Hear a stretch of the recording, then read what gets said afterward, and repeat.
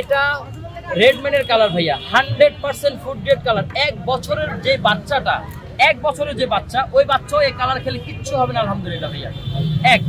আমরা যে হুইপ ক্রিমটা ব্যবহার করি, ইনস্টা হুইপ ক্রিম, এটাও ভাইয়া বাইরের দেশের।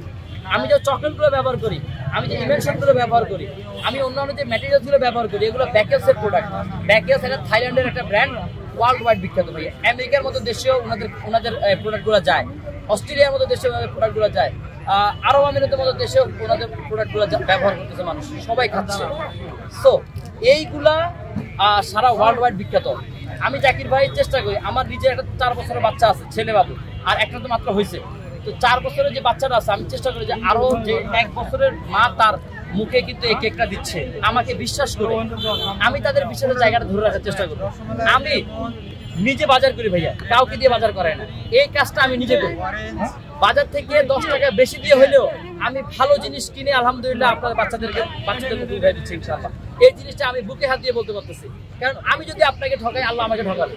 আল্লাহ ছাড় দেয় কিন্তু ছেড়ে দেয় না, এই কথাটা কিন্তু ইয়ে করে।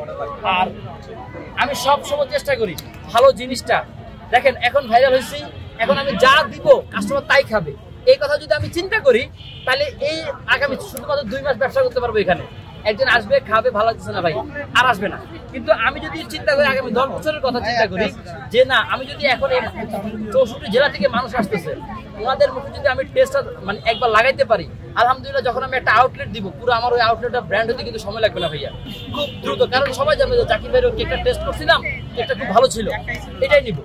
হ্যাঁ, এই হচ্ছে বিষয়। তো আমার এখন মেইন ফোকাসটা হচ্ছে আমার টেস্টের দিকে ভাইয়া। আমার এমন কোনো মানে খাবার নাই যেটার দিকে আমি টেস্টে ফোকাস দিচ্ছি না। আমার ওয়াইফেরও বলা আছে যে বাজারে ভালো জিনিসটা দিয়ে নিয়ে আসবা, আমি ভালো জিনিসটা ইনশাআল্লাহ সবাইকে খাওয়াবো, এই হচ্ছে কথা ভাইয়া। আমি যখন খাবারের বিজনেস করতেছি, সো খাবারের বিজনেস যখন করতেছি, মানুষের মনে কৌতূহল থাকতেই পারে আমি কি কি ব্যবহার করি, জিনিসটা কি কিভাবে বানাই, আসলে কি আমি বানাচ্ছি নাকি অন্য কেউ বানাচ্ছে, নাকি বেকারি থেকে নিয়ে আসতেছি। এটা ওনাদের মনে প্রশ্ন আসাটা এটা রাইট, এটা কিন্তু ভুলের কিছু না। আমি একটা জিনিস 100 টাকা দিয়ে কিনে খাবো, কি খাচ্ছি এটা জানার রাইট আমার আছে, এটা নিয়ে কোনো আমি কখনো রাগ করি না।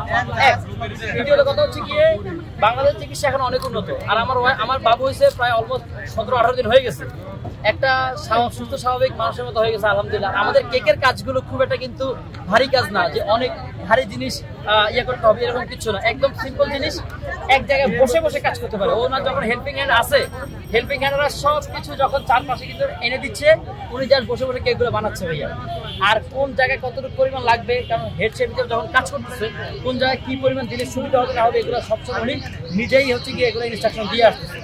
এখানে বিতর্ক করার কোনো ইয়া নাই, কারণ বাংলাদেশ চিকিৎসা এখন অনেক উন্নত।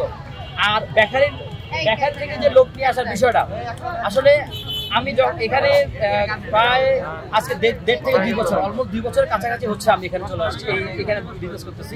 প্রথম থেকে কিন্তু আমার ওয়াইফ বানাই 25টা 30টা কেক আমরা এখানে, পয়লা বৈশাখের দিন 40টা কেক আমার ওয়াইফ নিজে বানাই এখানে নিয়ে আসছিলাম। পয়লা বৈশাখে কিন্তু তখন আমাদের কোনো কর্মচারী ছিল না, কোনো শেফ ছিল না তখন। এখন এরপরে আস্তে আস্তে আমাদের চাহিদা যখন বাড়ে, তখন আমরা প্রথম 2 জন লোক রাখি, কারণ আমাদের ভাইয়া বড় বড় মেশিনারি না, ছোট ছোট জিনিস, হ্যান্ড বিটার থেকে এখন বড় বিটার কিনছি, তাও 10 লিটারের বাণিজ্যিক গুলাটা 10 লিটারের মাত্র ছোট বিটার কিনছি।